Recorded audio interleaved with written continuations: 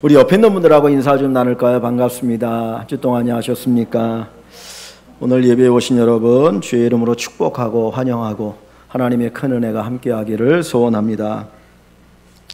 요한복음 11장 25절에 예수께서 말씀하십니다. 나는 부활이요 생명이니 나를 믿는 자는 죽어도 살겠고 살아서 나를 믿는 자는 영원히 죽지 아니하리라. 나사로라고 하는 사람의 무덤 앞에서 예수님이 선포하신 말씀입니다. 오늘 우리가 읽은 본문에 보면 한 관리의 딸, 오늘 우리가 읽은 복음서에는 그 아이의 나이가 나오지 않지만 마가복음이나 누가복음에 보면 12살 된 딸입니다. 정말 사랑스러운 12살 된 딸이 갑자기 죽었습니다. 그 죽음 앞에 이 부모는 너무너무 가슴이 아파서 어떻게 이 문제를 해결할지 몰랐는데 그 부모가, 그 아버지가 예수님께 찾아와서 자기 딸을 살려달라고 요청을 합니다.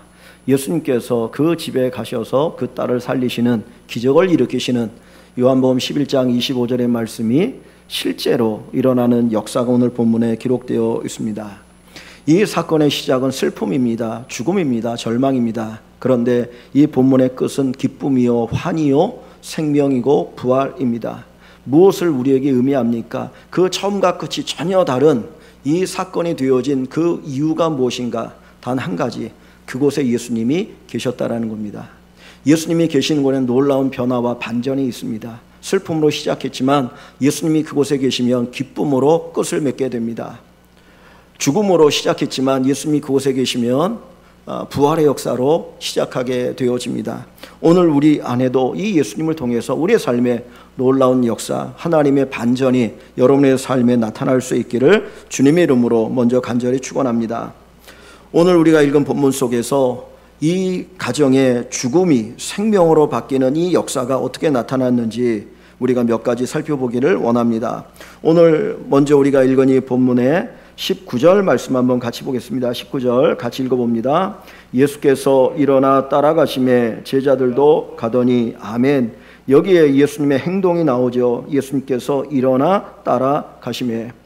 이 한 관리라고 그랬습니다. 이 관리, 다른 복음서에는 회당장이라고 되어 있습니다. 관리라고 하는 것은 이 당시 어느 정도 높은 지위에 있는 사람이죠. 사람들에게 존경받고 인정받고 힘을 가지고 있는 사람이었습니다. 그는 회당장입니다. 그는 회당장이기 때문에 동네의 회당을 관리하는 나름대로 믿음이 좋은 사람입니다. 그는 아마 생각했을 것입니다. 내가 이렇게 살았기 때문에 하나님의 큰 복을 받을 것이다. 나는 어려움이 없을 것이다 생각했는데 갑자기 어느 날 사랑하는 딸이 병들더니 그냥 죽고 말았습니다. 우리 인생도 마찬가지죠. 내가 생각지 않은 일들이 우리에게 다가올 때가 있습니다. 마치 먹구름이 갑자기 확 밀려오는 것처럼 나는 가만히 있는데 갑자기 어떤 어려움이 다가오거나 고난이 우리에게 다가올 때가 있습니다. 나는 제 차선으로 똑바로 가고 있는데 갑자기 옆에서 이상한 사람이 운전을 잘못해서 내 차를 쳐서 큰 사고가 나는 것처럼 우리 인생에는 생각하지 못한 일들이 일어날 수 있는 것이죠. 이 관리도 자기 딸이 죽으리라 전혀 생각하지 못했을 것입니다. 아마 이 딸이 이제 조금 더 크면 시집가서 행복하게 살겠지, 그거 기대하면서 그 딸을 키웠습니다. 그런데 전혀 생각하지 못하게 딸이 죽었을 때 이 관리는 어떻게 합니까? 예수님께 그 문제를 가지고 나왔다는 거예요. 오늘 우리의 삶 속에서 내가 생각하지 못한 문제들을 만날 때 그 문제를 해결하는 방법은 주님 앞에 그 문제를 가지고 나아가는 것입니다. 여러분이 그 문제를 가지고 주님 앞에 나가면 주님께서 그 문제를 풀어주시는 은혜가 있을 것입니다. 나 혼자 깡깡거리지 마십시오. 나 혼자 그것을 가지고 안타까워하거나 염려하거나 근심하지 마시기를 바랍니다. 수고하고 무거운 짐진 자들아 다 내게로 오라. 내가 너희를 쉬게 하리라. 주님이 오라고 하시잖아요. 주님이 나에게 맡기라고 하시잖아요. 여러분의 짐을 주님께 맡기십시오. 여러분의 힘들고 어렵고 고통스러운 걸 주님 앞에 맡기십시오. 그러면 그 주님께서 그 문제를 해결해 주실 줄 믿습니다. 오늘 주님께서 그 문제를 어떻게 해결해 주셨습니까? 오늘 본문에는 이 관리의 딸이 죽었습니다. 죽었다는 건 뭐예요? 희망이 전혀 없다라는 거죠. 사람이 목숨이 붙어 있을 때 희망이 있는 것 아닙니까? 중환자실에 가보면 정말 죽음 같은 수많은 사람들이 있어요. 그러나 그들이 죽지 않은 것은 그들에게 뭐가 있어요? 목숨이 붙어 있기 때문에 작은 희망이라도 있는 것입니다. 그런데 이 관리의 딸은 이미 죽었어요. 희망이 없어요. 절망이에요. 그런데 그 문제를 가지고 누구한테 나왔습니까? 예수님께 나왔어요. 예수님께 아뢰입니다. 그랬더니 예수님께서 그 관리를 따라 그의 집으로 함께 가셨다라는 것입니다. 다시 19절 말씀을 봅니다. 예수께서 일어나 따라가시매. 예수께서 일어나 따라가시매. 우리가 생각할 때 어떤 작은 희망이 있어야 예수님이 역사하실 수 있다고 생각하잖아요. 아무런 소망이 없는, 조금의 희망도 없는 그곳에 주님이 함께 하실까? 주님이 역사하실까? 그런 의문이 우리에게 있습니다. 그런데 예수님은 절망적인 상황, 아무런 소망이 없는 그곳에도 주님이 함께 하십니다. 거기서 주님은 기적을 일으키시고 역사하여 주십니다. 오늘 저와 여러분들이 예수 그리스도의 능력, 그것은 아무런 소망이 없는 그곳에서도 일어난다고 하는 것을 믿으시기를 주의 이름으로 축원합니다. 고린도후서 6장 2절에 은혜 베풀 때 내가 너희에게 들었고 라는 말씀이 있습니다. 하나님의 은혜는 언제 임하느냐? 우리가 기도할 때 임합니다. 여러분들이 기도하면 그 기도를 들으시고 주님이 일하셔요. 지금 이 관리가, 회당장이 예수님께 나와서 기도했더니 주님이 어떻게 하셔요? 일어나 함께 따라가시니, 일어나 따라가시니 그랬어요. 구하지 않으면 주님 일하지 않습니다. 여러분이나 제가 하나님 앞에 기도할 때 주님이 그 기도를 들으시고 일하시는 것입니다. 내가 능력이 없어서가 아니에요. 내가 다른 사람 못나서가 아니라 내가 믿는 하나님이 절대자이시기 때문에, 그분이 나를 사랑하시는 분이기 때문에 우리가 그 하나님 앞에 기도하는 것입니다. 기도를 통해서 주님이 함께 하시고 일하시는 은혜가 있게 됩니다. 여러분, 희망이 없는 곳에도 주님이 함께 하시면 놀라운 역사가 일어납니다. 나는 아무런 소망이 없는 사람이어도 주님이 나와 함께 하시면 내 안에 놀라운 역사가 일어나게 됩니다. 여러분, 주님이 함께 하시기를 구하는 저와 여러분 되시기를 주의 이름으로 축원합니다. 시편 23편 4절 말씀에 사망의 음침한 골짜기로 다닐지라도 해를 두려워하지 않을 것은 주께서 나와 함께 하심이라. 주의 지팡이와 막대기가 나를 안위하시나이다 그랬어요. 여러분, 우리가 항상 안전한 길만 가는 것 아니지 않습니까? 내가 계획한 길만 가는 게 아니거든요. 꽃길만 가는 게 아닙니다. 때로는 흙길도 가야 되고요, 내가 생각지 못한 길도 가야 될 때가 있어요. 그런데 그때 누가 함께 하셔요? 주님이 함께 하셔요. 주님이 함께 하시면 안전합니다. 주의 지팡이와 막대기로 우리를 안위해 주십니다. 나와 함께 하신 하나님, 나와 동행하시는 그 하나님으로 인하여서 하나님의 영광과 능력을 경험하시기를 소원합니다. 이사야서 43장 2절 말씀입니다. 이사야 43장 2절에 내가 물 가운데로 지날 때 내가 너와 함께 할 것이라. 강을 건널 때 물이 너를 침몰하지 못할 것이며 내가 불 가운데로 지날 때에 타지도 아니할 것이요 불꽃이 너를 사르지도 못하리니 그랬습니다. 하나님이 우리와 함께 하시면 그 어떤 것도 우리를 해할 수 없다라는 것입니다. 주님이 여러분과 함께 하시고 주님이 함께 하시는 그곳에 주의 놀라운 은혜의 역사가 일어날 것을 믿는 저와 여러분들이 꼭 되시기를 주의 이름으로 축원합니다.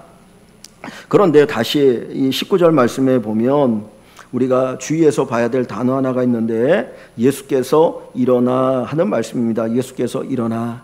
지금 이 18절에 보면 예수께서 이 말씀을 하실 때, 즉 예수님이 설교하실 때예요. 예수님께서 많은 사람들에게 설교하고 계실 때에 이 관리가 예수님에게 찾아온 거예요. 그러면서 지금 내 딸이 죽었습니다. 예수님 오셔서 내 딸의 몸에 손을 얹으시고 살려주십시오라고 간청을 하거든요. 그랬더니 주님께서 그 자리에서 어떻게 하셔요? 일어나 따라가셨다 그랬어요. 주님이 그 자리에 일어나셔서 따라가셨습니다. 그런데 어디를 보시냐면 25절을 한번 봅니다. 25절, 예수님의 기적이 일어나는 사건을 보여주는 게 25절인데 예수님의 기적입니다. 죽은 딸이 살아난 기적을 보여줍니다. 25절 같이 봅니다. 무리를 내보낸 후에 예수께서 들어가사 소녀의 손을 잡으심에 일어나는지라. 자, 여기에도 일어나는지라, 일어난다라는 단어가 나오죠. 그죠? 아까 19절에 일어나 따라가시면 예수님께서 자리에서 일어나셨어요. 25절에 소녀가 일어나는지라, 누웠던 침상에서 일어나는지라, 죽었던 소녀가 일어납니다. 여러분, 이 단어를 의도적으로 사용하고 있는 거예요. 처음 시작할 때 예수님이 일어났다는 단어와 맨 마지막에 소녀가 일어났다는 단어를 두 가지를 사용하고 있어요. 그건 뭘 보여줍니까? 예수님이 일어나니까 누구도 일어납니까? 소녀가 일어나요. 예수님이 일어나니까 죽었던 소녀도 일어납니다. 예수님이 일하시면 일어나는 역사가 있습니다. 예수님이 일하시면 일어나는 거예요. 죽은 자도 일어나는 거예요. 중요한 건 뭡니까? 예수님이 일하시도록 해야 합니다. 그러기 위해서 우리가 뭐 해야 됩니까? 하나님 앞에 구해야 합니다. 기도해야 합니다. 그러면 주님께서 우리와 동행하시고 그리고 우리를 위해서 일하신 놀라운 은혜 역사를 반드시 나타내 주실 줄 믿습니다. 두 번째로 예수님께서 어떻게 하셨습니까? 24절을 봅니다. 23절과 24절을 한번 같이 봅니다. 3절 4절 예수께서 그 관리의 집에 가사 피리 부는 자들과 떠도는 무리를 보시고 이르시되 물러가라. 이 소녀가 죽은 것이 아니라 잔다 하시니 그들이 비웃더라. 아멘.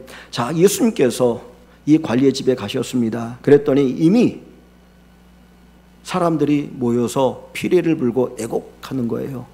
아이고 아이고 불쌍해라 불쌍해라. 12살밖에 안 됐네 죽었네. 그러면서 많은 사람들이 애곡을 하고 피리를 불고 슬퍼하고 있습니다. 그 장면이 아버지에게 얼마나 고통스러울까요? 그 장면이 어머니에게 얼마나 고통스러울까요? 그 장면을 보시는 예수님의 마음이 얼마나 고통스럽겠습니까? 그런데 예수님께서 그 집에 들어가셔서 하시는 말씀이 뭡니까? 물러가라. 이 소녀가 죽은 것이 아니라 잔다. 소녀가 죽었습니까? 자고 있습니까? 죽었어요? 자고 있어요? 죽었죠. 죽었죠. 소녀는 죽었잖아요. 그러니까 죽었으니까 금방 죽었습니다. 그리고 아버지가 와서 살려달라고 주님 앞에 요청하는 거 아닙니까? 소녀가 죽었거든요. 그런데 예수님이 그 집에 가셔갖고 죽은 것이 아니라 잔다고 하니까 그 옆에 있는 사람들이, 곡하던 사람들이 죽은 걸 봤는데 곡하던 사람들이 어떻게 말하겠어요?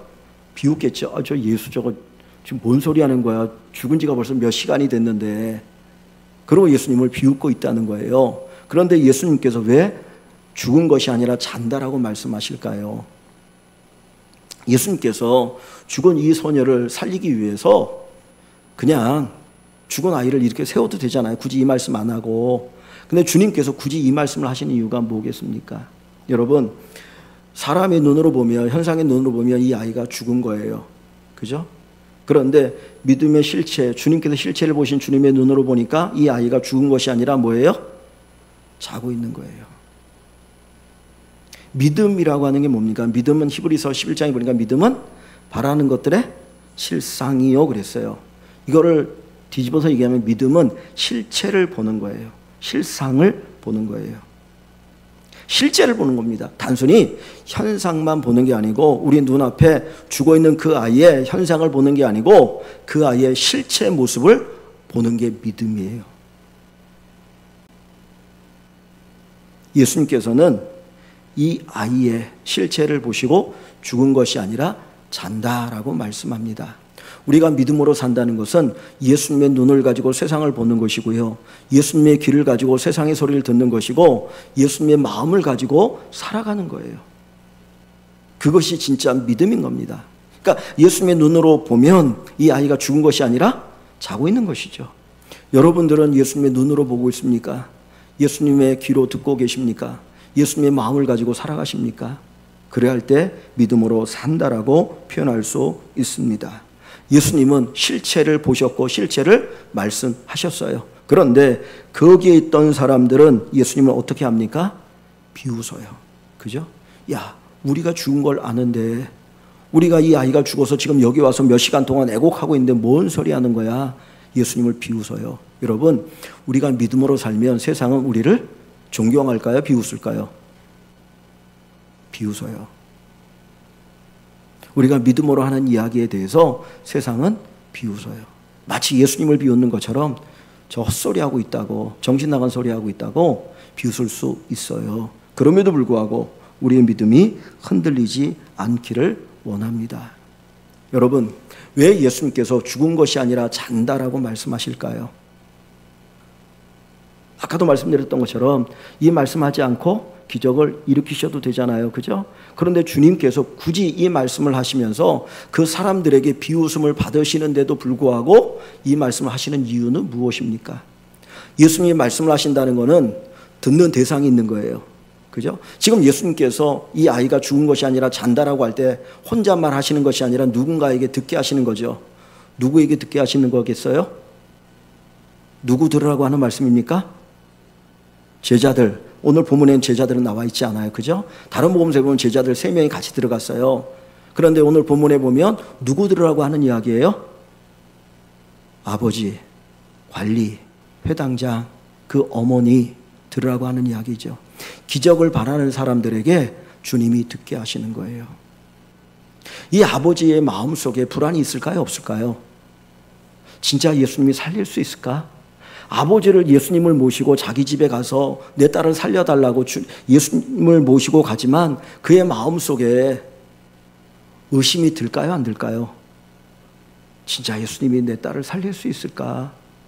내 딸이 이미 죽었는데 진짜 예수님 살릴 수 있는 분인가? 그런 의심이 들 수 있잖아요. 그죠? 그랬더니 주님께서 그 마음을 아시고 주님이 뭐라고 말씀하시는 거예요? 내 딸이 죽은 것이 아니라 잔다라고 얘기하는 거예요. 자는 아이는 깨우면 되잖아요.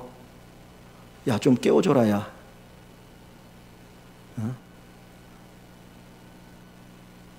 깨우면 되잖아요. 깨우면 되잖아요. 하나님은 우리의 기도를 들으실 때 먼저 말씀해 주셔요.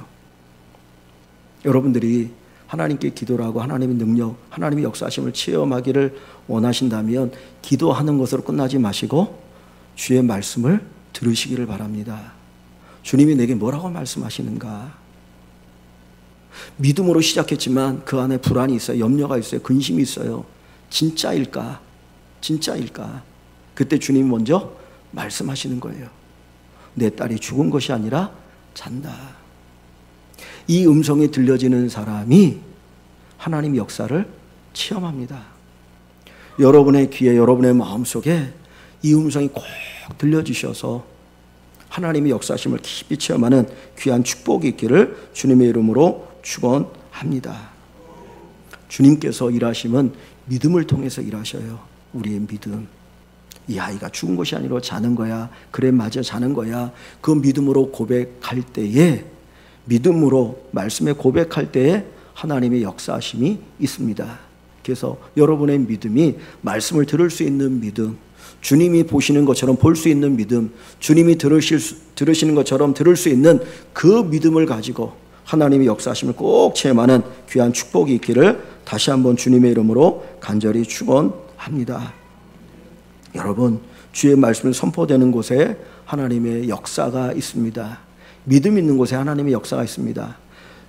구약 성경 에스겔 36장에 보면 하나님께서 에스겔 선지자를 큰 골짜기로 데려갑니다. 그런데 그 골짜기 가보니까 이미 죽은 사람들의 뼈들이 가득한 거예요.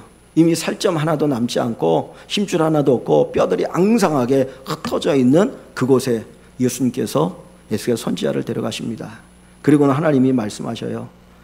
이 뼈들이 능히 살겠느냐? 이 뼈들이 능히 살겠느냐? 인간의 눈으로 보면 이미 죽었는데, 이미 뼈만 앙상하게 남았는데, 그것도 다 흩어져 있는데 그게 살겠습니까? 아니죠.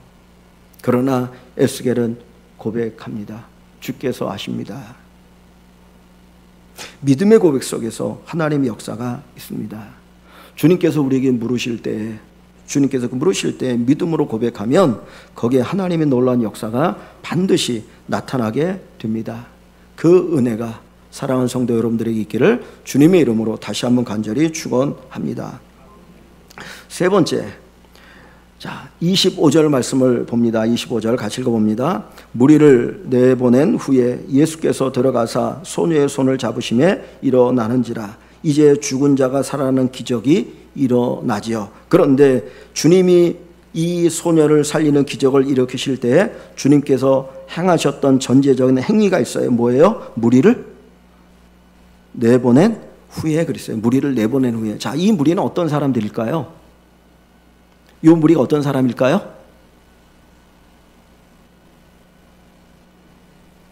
어떤 사람입니까? 앞부분에 보니까 어떤 사람이에요? 예수님이 죽은 것이 아니라 잔다 할 때 비웃었던 사람들이죠. 그죠? 맞나요? 이 사람들은 지금 미리 와서 곡하면서 피리를 불면서 아이고 아이고 하면서 장례를 치르고 있는 사람들이거든요.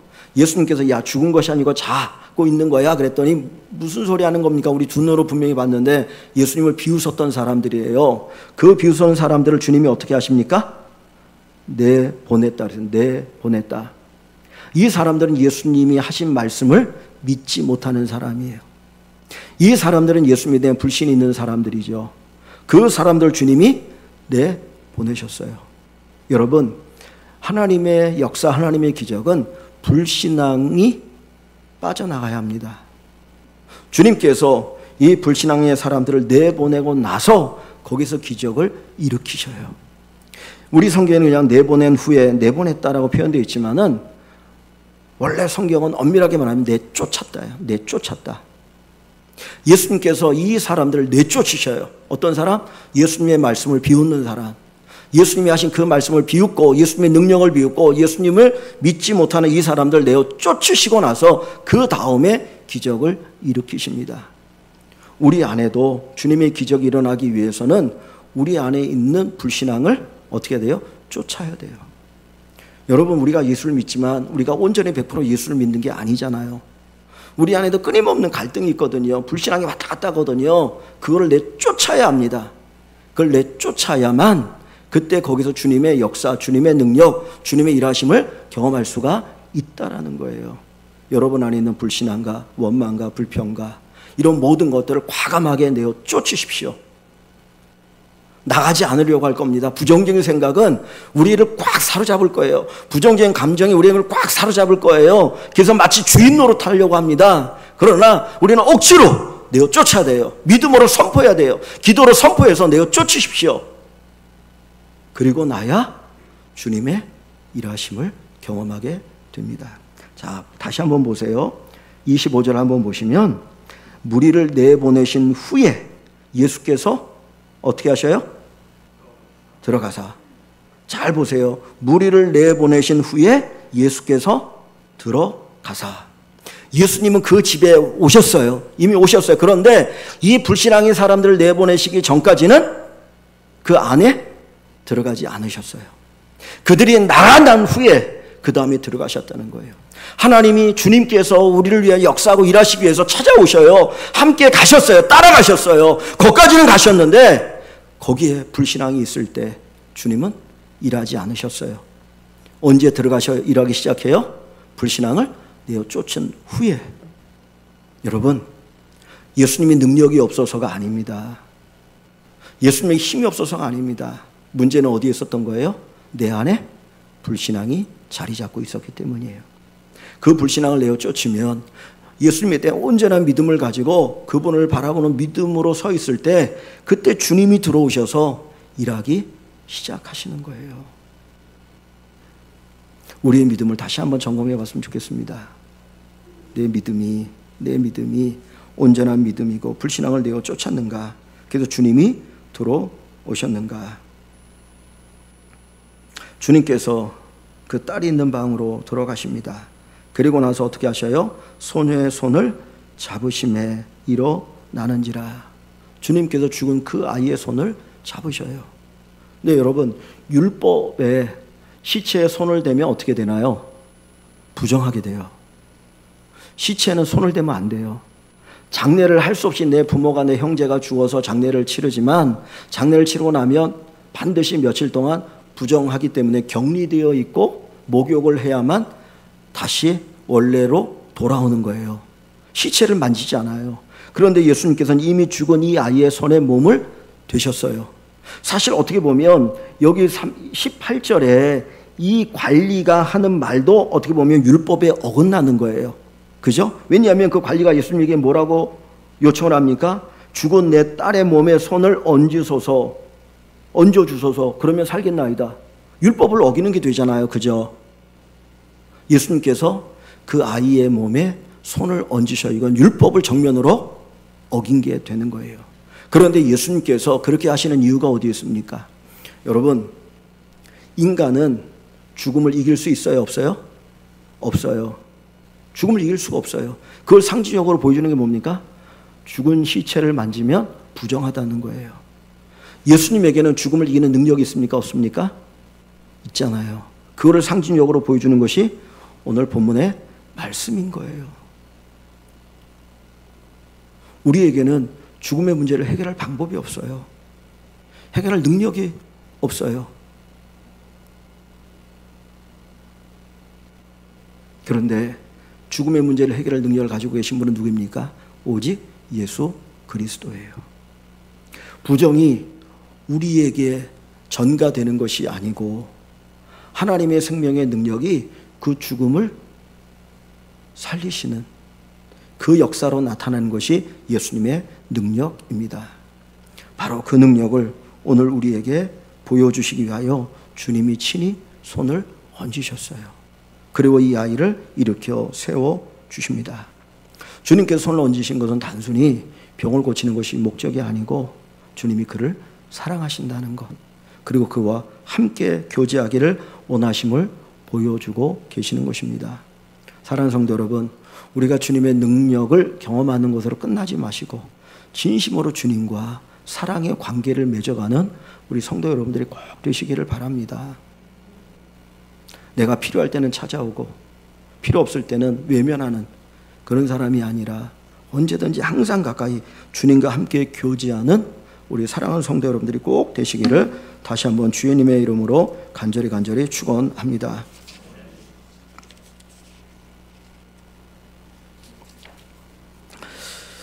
오늘 본문 속에 보면 중요한 단어 하나가 있습니다.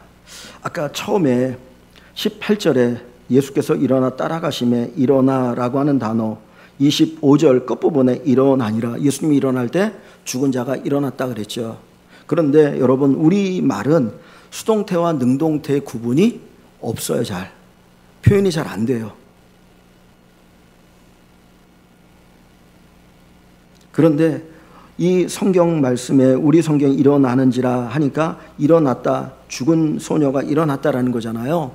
그런데 한번 제가 다시 한번 물어볼게요. 이 소녀 스스로가 일어난 건가요? 어떤 힘에 의해서 일어나진 건가요?